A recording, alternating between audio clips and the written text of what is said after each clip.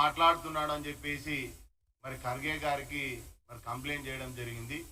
నిజంగా నేను హరీష్ రావు గారిని సూటిగా ఒక ప్రశ్న అడగదలుచుకున్నా. అసలు ఈ తెలంగాణ రాష్ట్రంలో ఒక ఇటువంటి భాషకు బీజం వేసిందే కేసీఆర్. మరి అటువంటి కేసీఆర్ని మీరు రాజకీయ బహిష్కరణ చేయండి.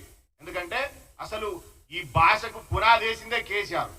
అటువంటి కేసీఆర్ గతంలోనే అసెంబ్లీలో జానారెడ్డి గారిని ఎత్తు పొడవు గురించి మాట్లాడినప్పుడు కూడా గౌరవనీయులు జానారెడ్డి గారు కూడా ఆ రోజు చెప్పినారు, ఇటువంటి భాషాపరమైనటువంటి ఈ యొక్క రాజకీయాన్ని బంద్ చేసుకోవాలి, భవిష్యత్తులో మంచి పద్ధతి కాదని చెప్పినప్పుడు కూడా మీరు ఆ రోజు నుంచి ఈ రోజు దాకా భాష మీద వ్యంగ్యంగా మాట్లాడము, ప్రతిపక్షాలను అగౌరవపరచడం అనేది మీరు చేసి ఇవాళ ఆ భాష మీద మీరు మాట్లాడినటువంటి కంప్లైంట్ చేసినటువంటి తీరు చూస్తుంటే నిజంగా నవ్విపోతారు.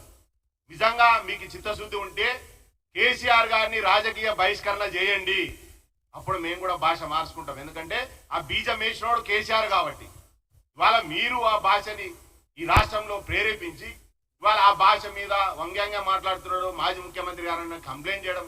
మీరు కంప్లైంట్ ఏమని చేస్తారు? ఈ రాష్ట్రంలో ప్రజాపాలన కొనసాగుతుంది, అక్రమార్కుల పాలిట రేవంత్ రెడ్డి గారు ప్రజలకు మంచి చేస్తున్నాడని మీరు కంప్లైంట్ చేస్తారా?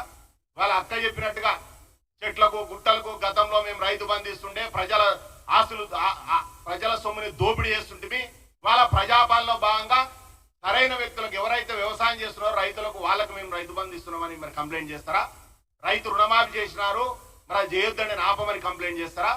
మీరు ఇవాళ ఖర్గే గారికి మరి రాహుల్ గాంధీ గారికి కంప్లైంట్ చేస్తుంటే మరి ఇవాళ ప్రజాపాలన కొనసాగుతుంది. ఆ ప్రజాపాలనలో మరి మేము గతంలో ప్రజల్ని మోసం చేసినాం, ఇవాళ కాంగ్రెస్ పార్టీ ప్రజాపాలన ఓపెన్ చేసి ప్రజలకు మంచి చేస్తుందని కంప్లైంట్ చేస్తారా? మీరు ఫస్ట్ భాష మీద మీరు మార్చుకునండి. ఎందుకంటే ఆ భాష దుర్భాషకు మీరు బీజం వేసినటువంటి వ్యక్తులు కేసీఆర్. అటువంటి కేసీఆర్ ని రాజకీయంగా బహిష్కరణ చేయండి. ఆ రోజు మేము ఇటువంటి భాషను మేము కూడా వాడకుండా ఉంటాం.